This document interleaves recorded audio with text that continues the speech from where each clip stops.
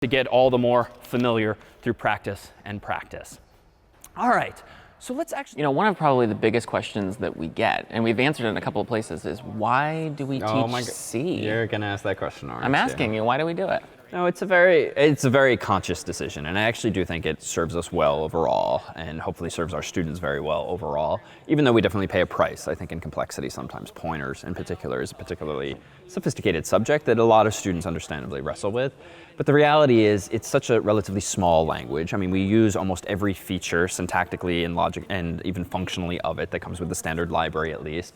It's pretty low level without going without going into assembly language, and there's really no magic or not much magic at all. You get a little bit of help from the compiler here and there, but the reality is things are not going to be in memory unless you put them in memory, and something's not going to be copied unless you copy every one of those bytes. And so there's this deliberateness to the language that I think is really helpful because there really is so little magic. Yeah, it gives us the opportunity to talk about things that you can't even talk about in a lot of more modern high-level languages. And C, has been around for a really long time. It has inspired so many of these other languages. So even a language like Python that looks really different, it sort of still has the same flow to it. And certainly JavaScript, or when we used to teach PHP, they can all sort of count C as ancestors. And so that's another, I think, good reason to use it.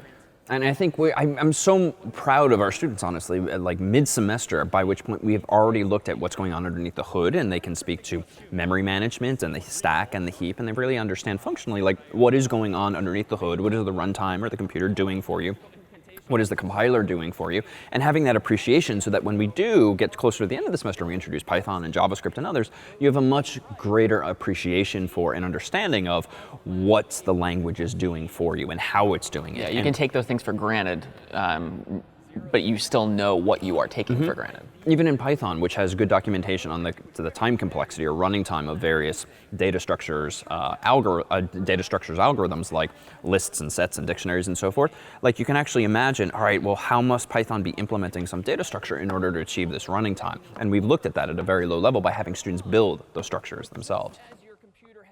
And even the security aspects, I mean, it's ridiculous, but to this day, we still suffer as a society from buffer overflow attacks and various exploits based on that. And being able to have that conversation and talk about what's going on and really demonstrating that this is a pretty low-level attack, but it all makes sense if you just understand these basics, these first principles on top of which we've been building these systems. You can infer, even from that alone, how these attacks are taking advantage of systems.